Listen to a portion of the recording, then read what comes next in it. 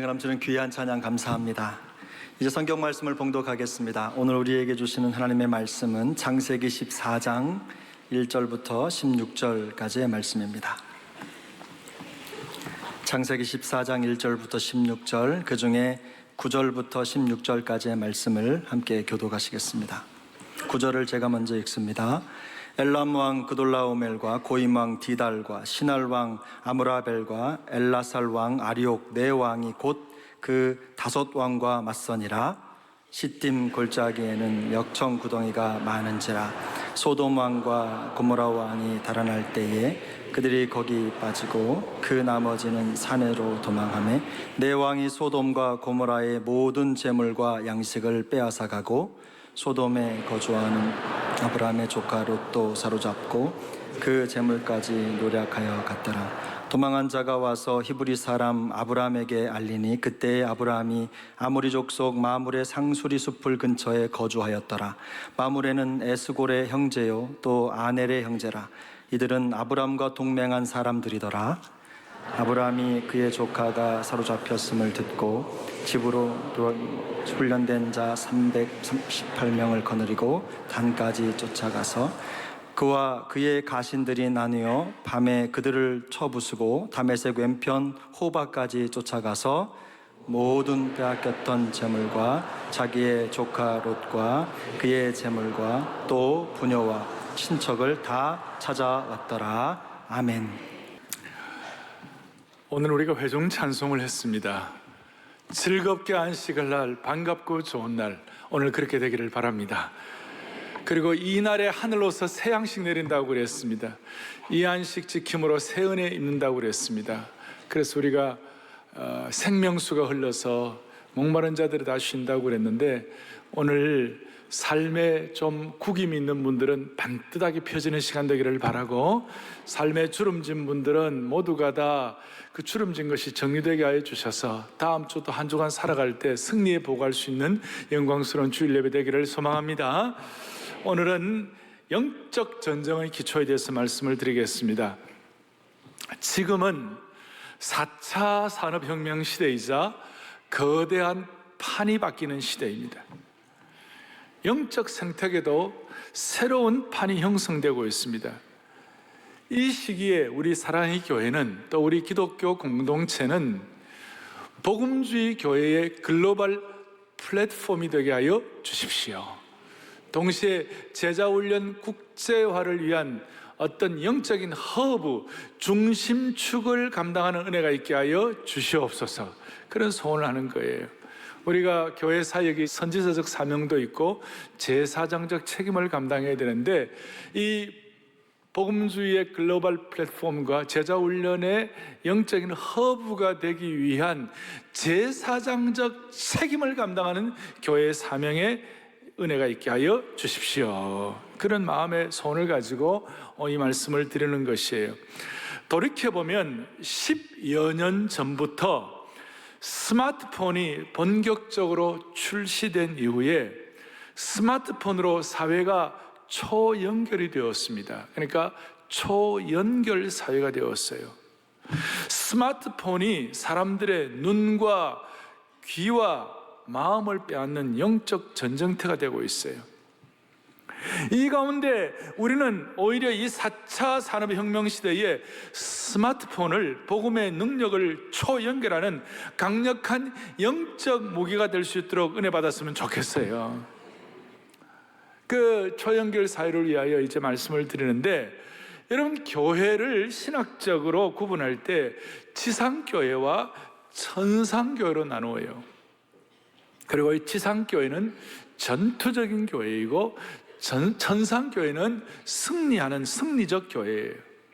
무슨 말인가 하면, 지상에서 믿음을 지키는 지상교회는 여전히 영적 전쟁을 감행해야 하는 전투적 교회라는 것입니다. 그러니까 우리 모두는 예수님을 믿는 순간 영적 전쟁에 들어간다는 것이, 이걸 잊지 말아야 돼요. 요즘 같은 시기에 4차 산업혁명 시기에 이 스마트폰의 초연결 시대에 영적 전쟁은 물리적인 피를 흘리지는 않지만 보이지 않는 전쟁이 될 수가 있어요. 이 전쟁은 진리와 비진리의 전쟁이에요. 이 전쟁은, 진리는 예수님의 유일성을 우리가 집중하는 것이고 비진리는 종교다원주의를 말하는 것이에요. 이 전쟁은 빛과 암흑의 전쟁이요, 거짓과 진실의 전쟁이요, 참된 복음과 가짜 복음의 전투예요. 정통과 이단의 싸움이요, 선과 악의 전쟁이요, 어둠과 빛의 전투요, 천사와 악마의 전쟁이 되는 것이에요. 사랑하는 교우들이여, 이 전쟁에 승리할 수 있는 영적 특공대가 되기를 바라고 특별한 하나님의 군사가 되기를 바랍니다. 예수님이 우리 이 전쟁의 대장 되시는 것이에요. 그리고 교회의 지도자들은 영적인 장교 역할을 감당해야 되고, 성도들 한 분 한 분은 영적 군사 역할을 감당할 때 승리할 수가 있는 것입니다. 그리고 이 전쟁을 잘 감당할 수 있도록 영적 군사를 양성하는 참 소중한 비결이 사랑의 교회는 제자 훈련이라고 생각하고 다락방 사역을 통하여 이 귀한 일을 감당하고 있는 것입니다. 저는 마음에 소원이 생겼어요. 여러분, 이 대첩이란 말이 대첩이란 말은 크게 승리한다, 크게 이긴다는 그런 뜻이에요. 임진왜란에 3대 대첩이 있어요. 행주 대첩, 또 무슨 한산섬 대첩 이런 거 있는데, 저는 요새 기도한 주여 서초 대첩을 하게 해 주십시오. 반포대로 121번지 이 서초 대첩을 감당해 주셔서 이것이 유럽 대첩까지 이어지게 하시고 복음의 서진으로 나가게 하여 주십시오. 복음의 실크로드로 유럽과 베이징과 도쿄와 서울을 초연결해가지고 4차 산업혁명 시대에 주시는 영적 전쟁과 선교적 임무를 감당해야 되는데, 이거 그냥 되는 거 아니에요. 누군가가 꿈을 꾸고 누군가가 준비를 하고 누군가가 기도를 해야 이루어지는 거지, 그냥 가만히 있다고 되는 건 아니잖아요. 오늘 여러분들이 읽었던 본문은 창세기에 나타난 첫 번째 전쟁 사건이에요. 고대 근동사회의 첫 번째 국제적 충돌 사건이에요. 무슨 내용인가 하면 고대 근동사회에 그돌라오멜이라는 정복자가 있었어요. 이 그돌라오멜이라는 왕을 중심으로 4개국이 연합해가지고 강력한 전투 집단을 형성해가지고 이 지금으로 말하면 이란, 이라크, 이런 서파키스탄 이런 지역을 총창하고 있었던 곳인데, 이 사람들이 그냥 확 힘을 모아가지고 소돔성을 중심으로 한 그쪽에 있는 5대 연합군을 다 이렇게 이기는 거예요. 그러니까 이 5대 연합군이 그저 발발발 떨면서 이 그돌라오멜 왕을 중심으로 하는 강력한 4개국에 조공을 바치는 거예요. 조공 바치다가 어느 날가 시간이 지나고 난 다음에 5대 연합군이, 이 소돔을 중심으로 한 연합군이, 아이고 이거 이제는 좀 안 바치고 좀 그돌라오멜 왕으로부터 좀 이렇게 우리가 좀 자유함을 얻어봐야 되겠다, 그런 마음을 갖고 조공을 안 바치고 그냥 배신 비슷하게 했어요.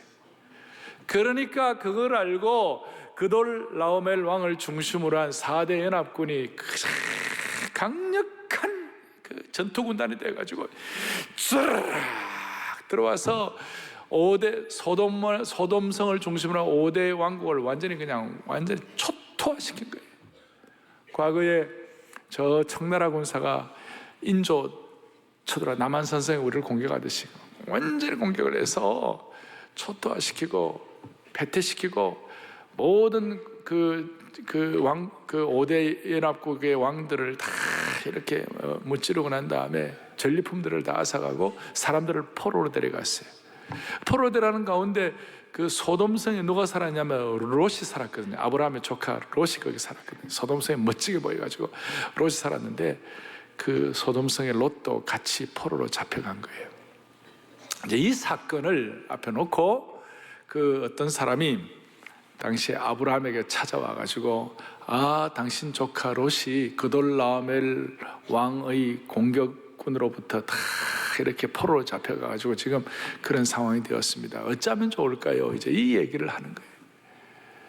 이 얘기를 아브라함이 듣자 말자 318명의 특공대를 조직해가지고, 또 3개 동맹군이 있어요. 좀 이따가 말씀하게 드리겠는데, 이 동맹군과 함께 밤새도록 목숨을 걸고 쫓아가가지고 그 그돌라오멜 군과 그 왕국의 그 강력한 정복군을 무너뜨리는 장면이 나와요. 자, 여기서 우리는 고대 근동 사회의 첫 번째 영적 전투를 통하여 우리가 영적 전쟁의 기초를 어떤 식으로 마련할까를 좀 정리할 수 있을 것 같아요. 첫 번째는 손해보아도 사랑하는 것을 각오하는 것이에요. 무슨 말인가 하면, 아브라함은 조카 롯이 아브라함을 어떻게 보면 배신하고 아브라함을 버리고 자기 좋은 곳으로 자기 유익을 취하여 가버렸어요. 그러니까 삼촌 아브라함 입장에서는 저렇게 좀 엉터리로 구는 조카 롯을 그냥 모른 척해도 무슨 상관이 있겠어요? 스스로 지가 무덤을 팠지 나는 도와줄 수가 없으라고 말해도 누가 하나 뭐라고 할 사람이 없는 거예요. 배신한 사람에 대해서 아무것도 안 해줘도 힐날한 사람이 없어요. 근데 아브라함은 어떻게 했느냐? 그 318명을 데리고 동맹군과 함께 목숨을 걸고 조카 롯을 구원하러 간 것이에요. 여기서 우리가 하나 정리할 것은, 영적 전쟁 앞에 놓고 우리가 좀 적용할 것은 이거예요. 손해보아도 사랑할 거는 사랑해야 한다. 아브라함은 상처받아도 사랑한 거예요. 손해보아도 사랑한 것이. 우리가 이럴 때가 많아요. 신앙생활 하다 보면 말도 안 되는 일도 많이 일어나지만 그래도 우리는 사랑으로 손해를 본다는 각오를 해야 영적 전쟁에 승리할 수 있는 기초가 마련되는 것이에요. C.S. 루이스는 뭐라고 얘기하느냐, 누군가를 진실되게 사랑한다면 당신의 마음은 반드시 깨어줄 수밖에 없다 그랬어요. 누군가를 진실되게 사랑한다면 당신의 마음은 반드시 깨어질 수밖에 없다 그랬어요. 깨어질 수밖에 없다는 말은 상처받는다는 그 말이에요. 여러분, 누군가를 진심으로 사랑하면 마음에 상처 입는 거예요. 자식을 정말로 사랑합니까? 자식 때문에 상처받는 거예요. 남편과 아내를 진심으로 사랑합니까? 상처받을 수 있어요. 그 상처받을 때에 손해를 각오해야 우리가 승리할 수 있는 것이. 여러분, 참된 사랑의 대표가 예수님이에요. 예수님은 우리를 사랑하셨기 때문에 당신의 몸을 찢으셨어요. 우리를 사랑하셨기 때문에 머리에 가시관을 쓴 거예요. 가시나무관을 쓰신 거예요. 허리에 창으로 찔려 물과 피를 쏟으신 거예요. 우리가 상대방을 사랑하면 상대방의 말로 휘두른 가시관을 우리가 써야 할 때가 있어요. 상대방의 비판에 엉겅퀴로 자존심에 상처가 나고 매서운 공격에 눈물이 흐를 수도 있는 것이에요. 오늘도 우리는 안아주심의 본당에 앉아서 이 말씀을 듣는 가운데 주님, 우리는 오늘도 주님을 배신했는데 주님을 배신한데도 불구하고 주님은 우리를 사랑으로 반응하시니 우리가 깨닫는 것이에요. 주님은 우리 때문에, 우리를 사랑하신 것 때문에 손해를 각오하신 것이죠.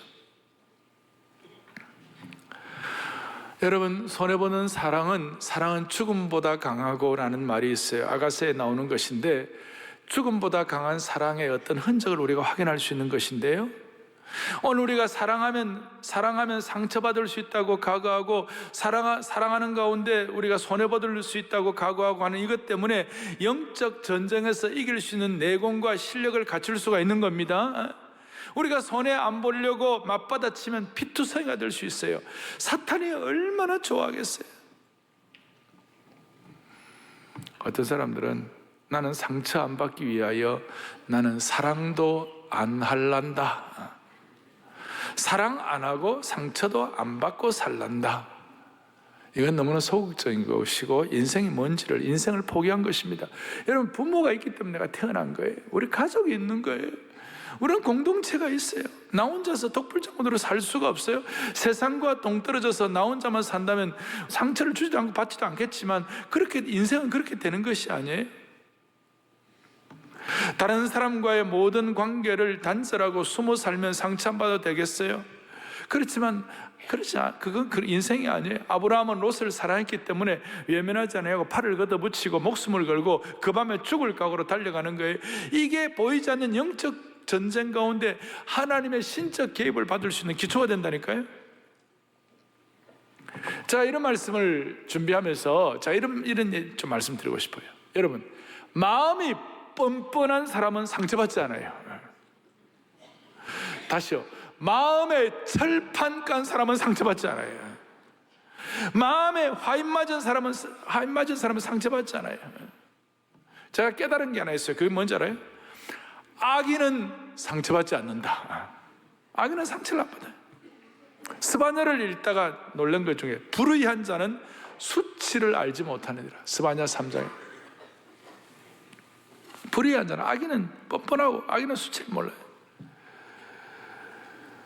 그런데 우리는 신앙인이, 우리는 마음이 여린 사람들이에요.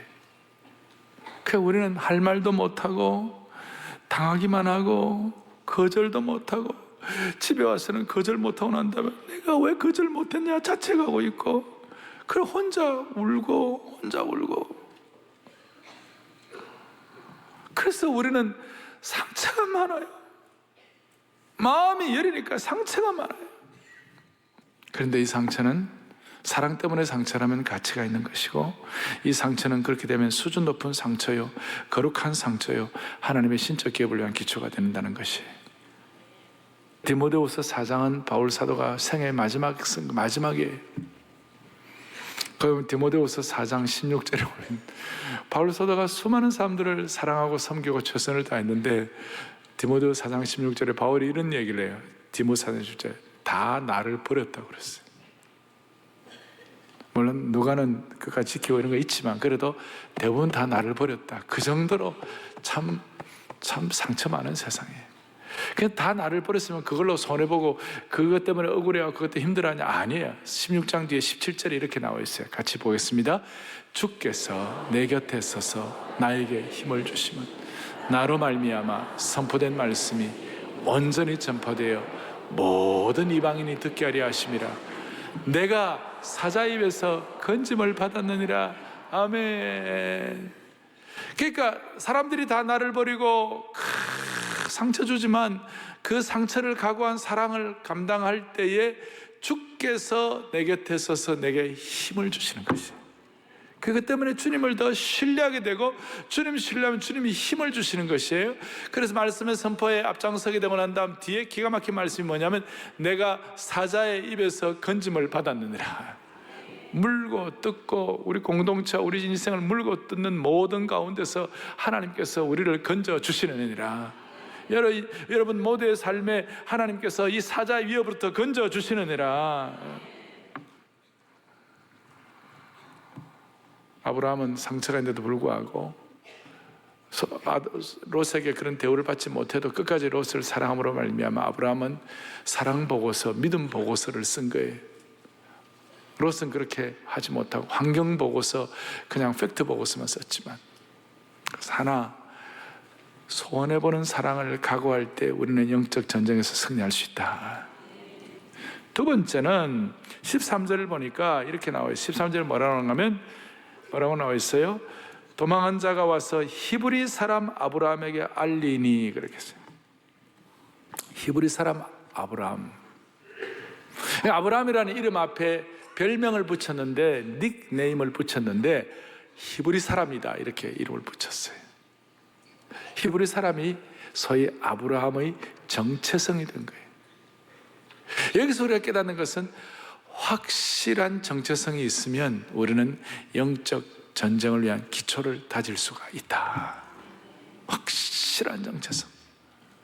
이 히브리의 사람이라는 히브리의 어떤 지명보다는 뭐예요? 강을 건넜다, 내 인생에 도하를 했다, 내 과거로부터 새롭게 되었다, 과거는 단절하고 새롭게 되었다, 그리고 내 인생에 변화가 일어났다, 정말 영적으로 새로워졌다, 인생에 새 옷을 입었다, 새 사람이 되었다, 이런 정체성을 표현한 것이 신앙의 대이동을 했다. 갈대아 우르에서 옮겨왔다, 강을 건넜다. 이것은 태평양을 건너는 것처럼 내 인생의 큰 강을 건너서 내 내면에 깊은 변화가 일어남으로 말미암아 사망에서 생명으로 이동하는 영혼의 대이동을 경험했다, 이 말이에요.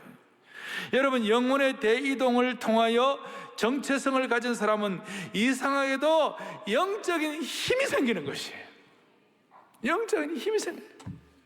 그래서 힘들어도 영적인 힘을 가지고 기대하는 마음으로 사뿐 걷는 것이, 우리가 어떤 여전사님은 사뿐 걷는 거예요. 커피를 타도 사뿐. 그러니까 자기 정체성이 기쁘고 감사하니까 뭐든지 사뿐한 거예요. 하나님에 대한 열망을 갖게 되고 하나님의 뜻에 순종하기가 어렵지가 않아졌어요. 그러니까 정체성이란 말은 존재의 중심이 새로워졌다, 그런 뜻이에요. 이 존재의 중심이 새로워짐으로 말미암아 세상 사람들이 알지 못하는 날마다 솟는 샘물을 경험하는 것이, 그러니까 아브라함에게 히브리 사람 아브라함이라는 말이 붙었다는 그 말은 죽음의 요단강을 건너 우리의 진정한 주소가 하늘나라가 되었다, 그런 뜻이에요. 우리는 한국 사람이고 한국 배죠. 한국 인생의 배라고 말하면 우리는 한국의 배를 타는 거예요. 이 한국 국적의 배가 저 이태리의 나폴리를 가고 저 사우스 아프리카의 케이프타운을 가고 중국의 상하이에 간다고 하더라도 우리가 중국 배가 아니에요. 우리는 상하이에 가도 우리는 중국 배가 아니야. 저 케이프타운을 가더라도 우리는 사우스 아프리카 배가 아니에요. 우리가 이태리 가더라도 우리는 이태리 배가 아니에요. 우리는 한국 배, 한국 원적인 거예요. 장소만 단지 이동할 뿐이지 근본적인 우리 신앙의 정체성은 변함이 없다는 것이에요.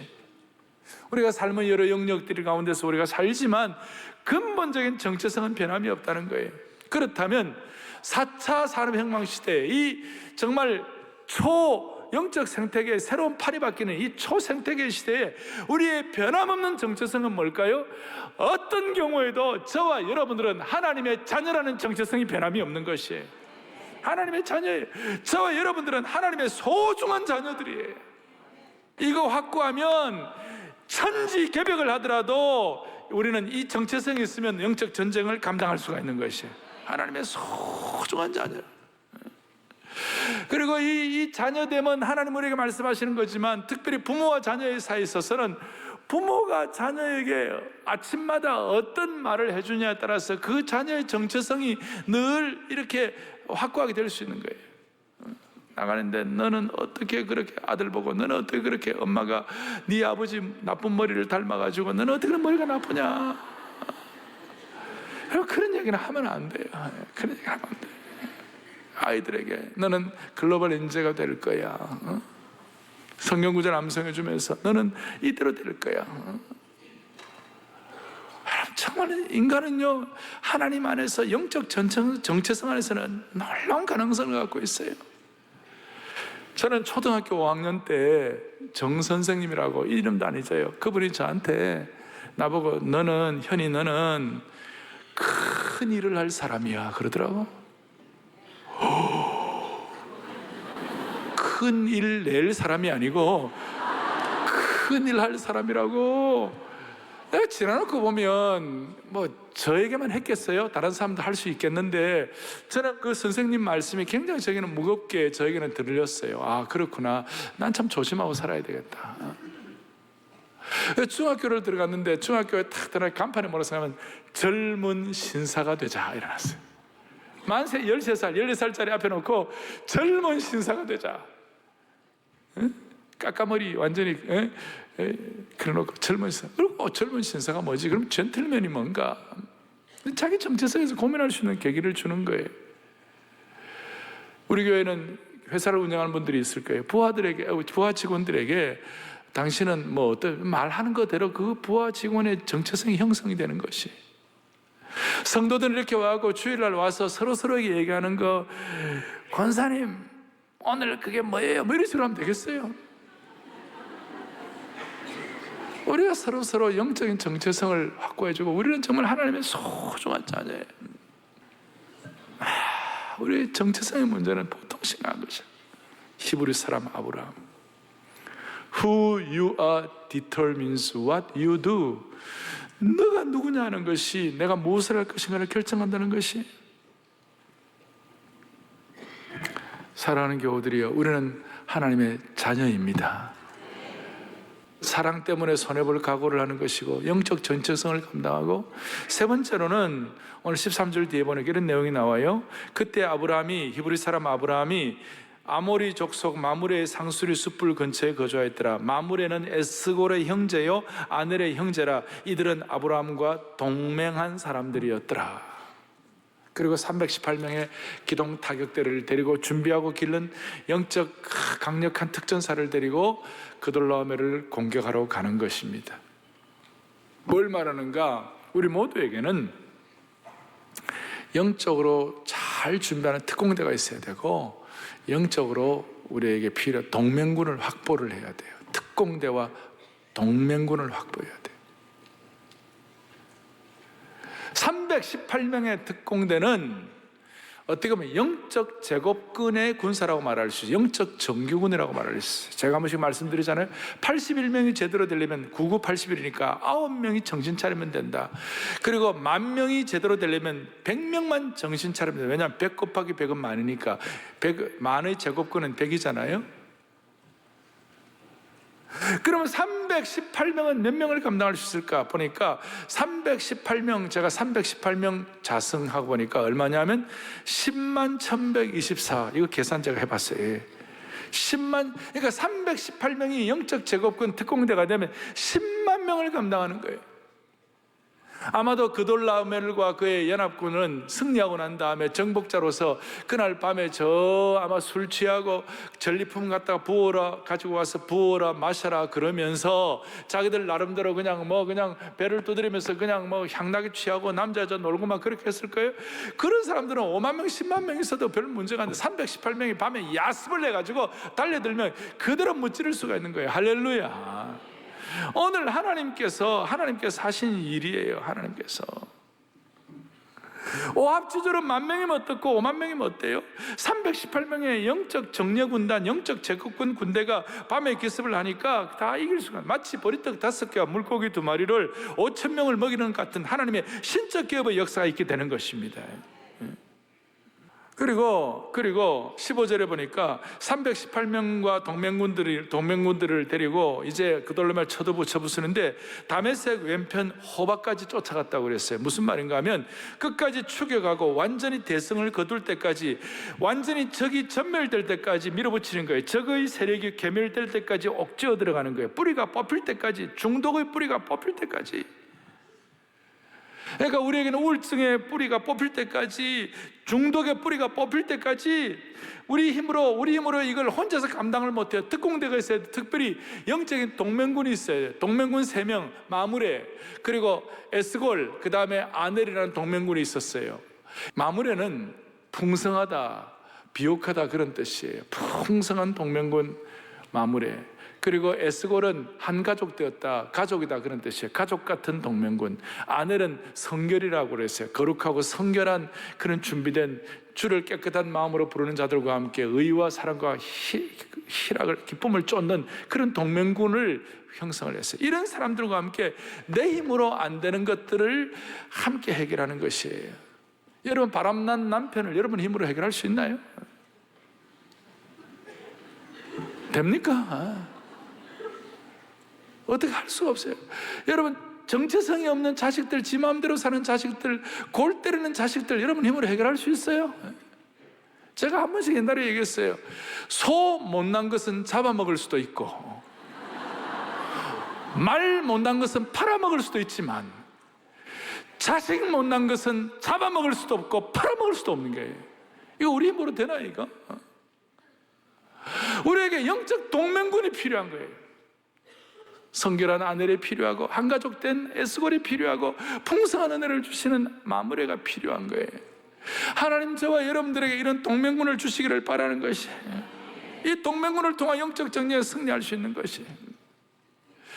자, 우리 중독에 있는 거, 소돔성의 롯은요, 마치 거미줄에 걸린 잠자리와 같이 꼼짝달싹을 못하는 거예요. 소돔의 부패한 타락의 문화에 젖어가지고, 오렌지족 강남 룸살롱 문화에 젖어가지고 어찌하지 못하는, 거기서 꼼짝을 못하고 있는 거예요. 그 동맹군이 필요한 거예요.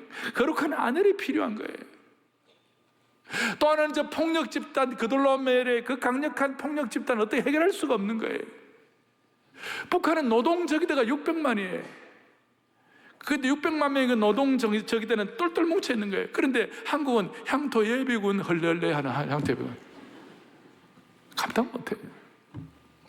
북한에 저 게릴라 부대, 특수 게릴라 부대 수십만 명이 있는데, 특수 게릴라 부대가 저 경포대나 해운대나 저 어디 갔다가 대천 해수욕장 갖다 놓으면 우리 어떻게 감당합니까? 국방을 잘한다, 정치를 잘한다, 택도 없는 것이. 우리에겐 동맹군이 필요한 것이, 그리스도인 동맹군이 필요한 것이, 국가적으로도 하나님이 예비하신 동맹군이 필요한 것이, 이런 어떤 영적인 인사이트가 있어야 승리할 수 있는 것이. 부패한 본성 사이에서 이러지도 못하고 저러지도 못하는 거미줄에 걸린 잠자리와 같은 롯과 같은 그 상황이 있다면 하나님 뿌리를 뽑아 주시기를 바라는 것이. 제가 영적 동맹군을 준비하면서 19세기 영국 교회 복음의 황금기를 섬겼던, 영국 19세기의 복음의 황금기의 핵심을 섬겼던 시기가, 그 시기에 최고의 인물이 세 인물이 있었어요. 설교의 황태자, 교회를 중심으로 한 설교의 황태자, 제가 참 존경하고 사랑하는 찰스 하던 스펄전 목사님. 그 다음에 영국의 참 구제와 고아의 아버지 조지 뮬러, 5만 번 기도 응답을 받은 조지 뮬러. 조지 뮬러 같은 경우는 얼마나 사회사업을 잘했는지. 그런데 그 수많은 고아들을 먹여 살는데 하루는 고아들이 먹을 것이 없어 굶고 있었어요. 굶고 있는데 갑자기 왕실에서 그 왕실 음식이 추록으로 막 들어오는 거예요. 알고 보니까 왕실에 연애를 하려고 그랬는데 왕실 연애가 갑자기 사정상 취소가 돼가지고 이거 어떻게 할까 했대. 조지 뮬러의 고아원에 갖다 주자. 그 정도로 조지 뮬러의 사회사업과 구제사업이 좋았어요. 세 번째로는 당시에 최고의 선교사, 현대 선교의 아버지 허드슨 테일러. 동시대를 살았던 사람이에요. 이 스펄전과 그다음 조지 뮬러와 그다음 허드슨 테일러, 이 동시대에 살았던 이 세 사람을 연구했던 존 파이퍼 목사님이 이 세 사람은 각 분야의 최고봉이었지만 서로를 인정하고 서로를 잘 존경하고 서로를 정말 사랑해 줬다. 제가 왜 한국에는 이 얘기를 못하는 줄 알아요? 한국에 누가 잘 되면 같이 끌어내려고 같이 망하는 거예요. 서로를 세워주는 거예요. 근데 이 세 사람이라고 문제가 없었던 것은 아니다. 스펄전 같은 목사님은 너무너무 힘들었다. 스펄전은 많은 비난을 받는 고난의 설교자였다고 합니다. 그의 설교는 언제나 일부 지성인들에게 비판과 난도질을 당하였고, 그의 육신은 통풍과 류머티즘과 신장염과 우울증으로 고통하였다. 그래서 스펄전 목사님 50대 중반에 소천했어요. 얼마나 힘들었는지 스펄전 목사님은 나는 종종 나에 대한 비방 때문에 주저앉았으며 나의 마음은 비통함으로 너덜너덜해졌다. 나의 마음은 비통함으로 너덜너덜해졌다. 이게 스펄전 목사님의 고백이에요. 고아의 아버지 조지 뮬러는 4명의 아이가 있었지만 3명의 아이를 잃어버렸어요. 선교의 현대 선교의 아버지 허드슨 테일러는 아내 마리아가 33세로 죽었고 8명의 자녀 중에서 5을 잃었어요. 여러분 상상이 됩니까? 8명의 자녀 중에 5명을 잃을 때 그때마다 장례식 지낼 때마다 아버지 마음이 어떻게 시커멓게 타들어갔을 거예요. 이 세 사람 모두 고난과 역경의 길을 걸었고 죽음을 통과한 사람들이에요. 죽음을 통과하다 보니까 하나님을 향한 신뢰 없이는 못 사니까 그런 마음이 서로에게 소통이 됨으로 말미암아 서로 간에 영적 동지애를 가지고 격려하면서 하나님의 영광을 드러내는 일을 최우선순으로 삼는 거예요. 그래서 스펄전 목사님은 나는 조지 뮬러를 통하여 깊은 영혼의 격려를 받았다. 나는 중국에 있는 허슨 테일러 선교사를 통하여 선교의 승리의 보고를 할 때마다 내 마음이 너무너무 기뻤다. 조지 뮬러는 스펄전 목사님의 설교는 하늘의 목소리다. 그것 때문에 나는 다시 하나님 앞에 다시 나아간다. 이런 고백을 할 정도로 서로가 연결된 관계였어요. 사랑하는 교우들이여, 이 예배 시간에 있는 저와 여러분들이 서로에게 허드슨 텔러가 되기를 바라고 조지 뮬러가 되기를 바라고 스펄전 목사님이 되기를 바라는 것이에요. 당신은 나의 허드슨 텔러입니다. 당신은 나의 스펄전입니다. 여러분의 영적 동맹군, 영적 동지가 누굽니까? 누가 여러분들의 영적 동지, 3명의 영적 동지를 들려면 누구를 들겠습니까? 목사님, 전도사님, 장로님. 그건 너무 나이브한 거예요. 순장님들 가운데 진짜 좋은 분들 잘 하시고, 우리 교회 어떤 제자반은 30년 동안이나 지금 계속 한 달에 한 번씩 계속 모이고 있다는 그런 제자반도 있대. 영적 동지가 된 것이죠. 제가 이 동맹군 준비를 하면서 하나님 제게 주신 은혜가 하나 있어요. 그것이 뭐냐면, 저나 여러분이나 어떤 지식이나 전문성을 가지려고 할 때 최소한 5년, 10년은 투자를 해야 돼. 5년, 10년은 투자를 해야 돼. 그냥 되는 법이 없어요. 5년, 10년은 투자해야 어떤 전문성을 가질 수 있어요. 그림 하나를 그더라도 5년, 10년을 준비를 해야 돼. 그런데요, 5년, 10년이 걸리지를 않더라도 동맹군이 되면요, 너의 지식과 나의 지식이 4차 산업혁명 시대에 초연결이 되고 성도들의 능력과 목회자의 능력이 초연결이 되어 동맹군이 되면 영적인 집단 지성의 은혜로 폭발적인 능력을 갖게 될 것이에요. 만약 사랑의 교회 수만 명의 성도들이 서로 인정하고 서로 신뢰하고 감사하고 서로 끌어안고 너의 지식과 나의 지식이 초연결될 때에 영성과 지식과 능력과 경험의 초연결 융합으로 강력한 동맹군을 일으켜가지고 영적 전쟁에서 승리하기를 바라는 것이에요. 이것이 우리가 오늘 마음에 기대하는 것이에요. 저는 마음에 소원이 생겼어요. 지금은 우리가 뭐 나이가 이제 많아도 이제는 좀 100세 시대가 되는 거 아닙니까? 그런데 60세 미리미리 은퇴하고 이런 분들 많이 계시는데, 사랑의 교회 전문성을 갖고 참 작년 시대에 많은 것들을 준비했는데 이제 그냥 은퇴하고 할 일이 없는 그런 전문성을 갖고 있는 은사하는 분들이 많이 계시는데, 그런 분들의 은사를 다 잘 정리하고 그런 분들의 은사가 잘 발휘될 수 있도록 우리 교회는 장을 마련하고 그분들의 은사가 빅데이터화가 되고 또 한국교회 많은 사람들이 서로 이런 은사들을 서로 공유할 수 있도록 그렇게 빅데이터 구축을 하고, 그럴 때 하나님은 우리를 통해서 역사하실 것이란 말이에요. 전 영적 전쟁에 승리하실 거란 말이에요. 그러니까 우리 교회 앞으로 60대 70대 어른들 가운데 한때 정말 전문성을 가지고 섬겼던 분들, 지금 은퇴하신 분들 가운데 그분들의 전문성이 녹슬지 않고 잘 발휘될 수 있도록 사랑의 교회가 멋있게 쓰임받는 영적 동맹의 역할을 감당하기를 바라는 것이에요. 영적 동맹의 역할을. 마무리를 하겠습니다. 이렇게 손해보는 사랑, 영적 정체성, 특공대와 동맹군이 있으면요, 그 영적 전쟁의 승리가 오는데, 그 승리를 통하여 어떤 축복을 받느냐? 멜기세덱의 축복을 받는 것이 18절, 오늘 뒤에 18절을 보겠습니다. 같이 보겠습니다. 살렘 왕 멜기세덱이 떡과 포도주를 가지고 나왔으니 그는 지극히 높으신 하나님의 제사장이었더라. 아멘. 아멘. 살렘 왕 멜기세덱이 전쟁에 승리하고는 아브라함을 만나가지고 떡과 포도주를 공개하는 것이, 떡과 포도주. 그는 지극히 높으신 하나님의 제사장이었더라. 지금 전쟁 때문에 피곤하게 지친 몸이, 또 전쟁 때문에 어떻게 보면 아브라함의 손에도 피가 묻었을지 몰라요. 그리고 전쟁이라는 것은 항상 처참한 거예요. 그 처참한 손과 피 묻은 손을 떡과 포도주를 가지고 닦아주시는 것이에요. 떡과 포도주의 축복을 주시는 것이에요. 여기에 대해서 신약의 히브리서 기자가 히브리서 7장 1절로부터 3절까지 이런 해석을 하고 있어요. 히브리서 7장 1절을 같이 봅니다. 이 멜기세덱은 살렘 왕이요 지극히 높으신 하나님의 제사장이라 여러 왕을 쳐서 죽이고 돌아오는 아브라함을 만나 복을 빈지라. 자, 여러 왕을 쳐서 죽이고 돌아오는 사람 누구예요? 아브라함이죠. 아브라함이 쳐서 전쟁에 피 묻은 손을 가지고 돌아왔을 때 복을 빌어요. 떡과 포도주로. 2절, 아브라함이 모든 것의 10분의 1을 그에게 나누어 주니라. 그의 이름을 해석하면 먼저는 의의 왕이요 그 다음은 살렘 왕이니 곧 평강의 왕이요. 3절, 아버지도 없고 어머니도 없고 족보도 없고 시작한 날도 없고 생명의 끝도 없어 하나님의 아들과 닮아서 항상 제사장으로 있느니라. 아멘.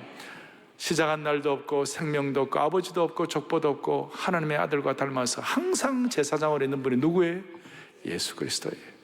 그래서 이 구약의 멜기세덱은 예수 그리스도의 구약의 현현이다, 예수 그리스도의 구약의 예표다, 이런 얘기를 하는 거예요. 떡과 포도주는 축복을 상징하는 것이, 떡과 포도주는 기쁨을 상징하는 것이, 떡과 포도주는 회복을 상징하는 것이, 오늘 우리 인생에도 하나님이, 이 전쟁 중에 있는 우리 인생에도 하나님이 일마다 때마다 떡과 포도주를 경험하게 해주시면 좋겠습니다. 신약의 떡과 포도주는 뭐예요? 예수님이 떡과 포도주를 주시면서 말하고 이건 내 몸이다, 내 살이다 그랬어요. 신약의 떡과 포도주의 가장 극점은 뭐예요? 십자가예요. 십자가 예수님의 몸에서 피를 흘리시고 몸을 찔리시고 몸이 찢기시고 피를 흘리셔가지고 그것이 예수님의 떡과 포도주를 상징하는 것이에요. 신약의 십자가가 예수 그리스도의 우리에게 주시는 떡과 포도주 회복의 예표예요. 그러니 여러분, 저와 여러분이 전쟁에서 승리하려면 날마다 프레시하고 신선해야 돼요. 우리가 프레시하고 신선하려면 날마다 십자가를 발견해야 되는 것이고, 날마다 십자가가 주는 은혜를 발견해야 되는 것이에요. 사랑하는 교우들이여, 우리는 한 번밖에 없는 인생을 삽니다.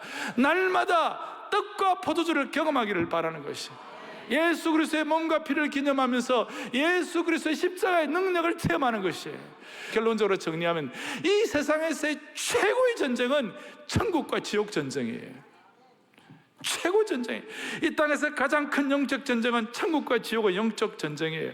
마귀는 우리가 천국 가지 못하도록 온갖 권모 술수를 가지고 온갖 공격을 해야 되는 것이에요.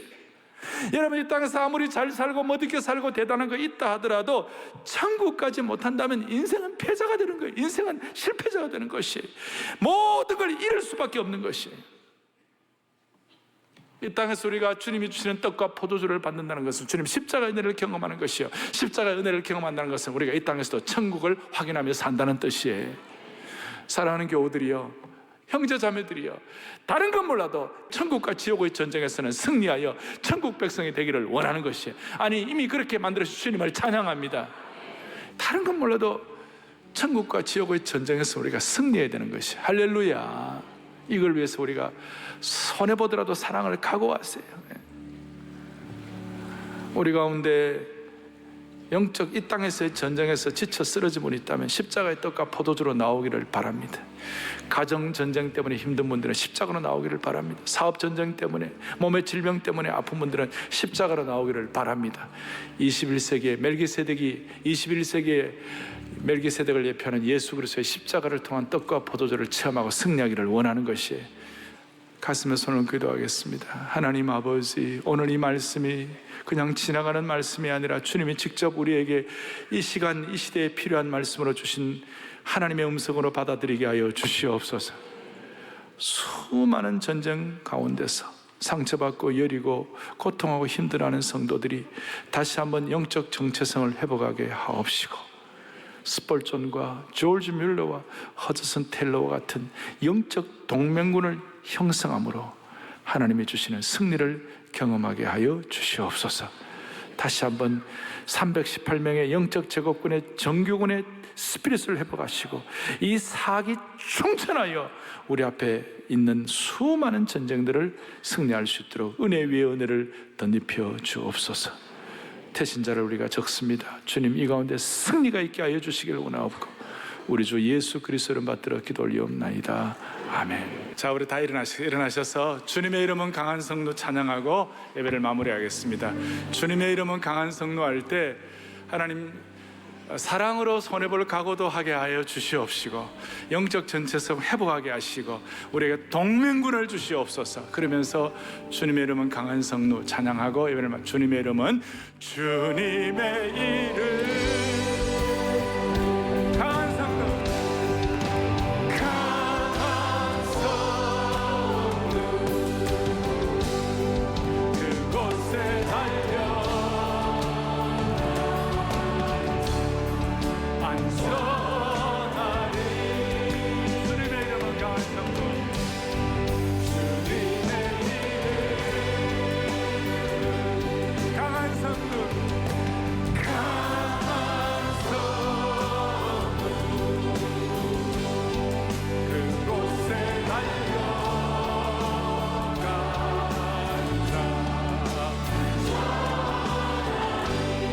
우리 한번 용기 있게 기백과 두 손 번쩍 들고 주님의 이름은 강한 성로 한번 찬양을 외칩시다. 주님의 이름 영적 기백과 사기 충천하여 강한 성로 강한 성로 그곳에 달려 아멘 아멘 안전하리.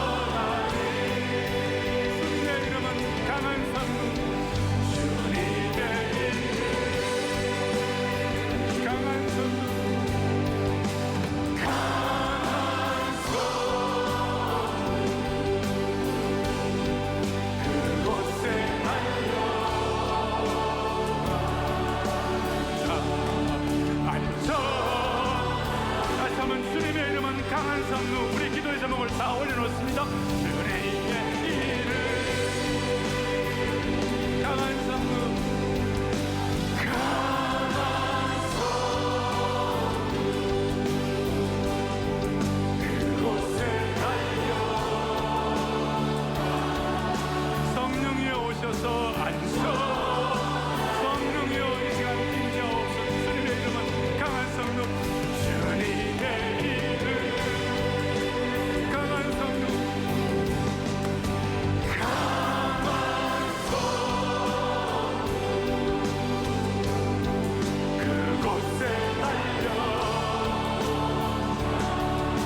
다시 한번 우리 공동체와 민족의 문제 올려놓고 한 번 더 주님의 이름은 강한 성령, 주님의 이름 강한 성령, 강한 성령, 그곳에 달려 완전하리. 할렐루야 할렐루야. 주님의 이름 할렐루야. 강한 성령, 강한 성령, 그곳에 달려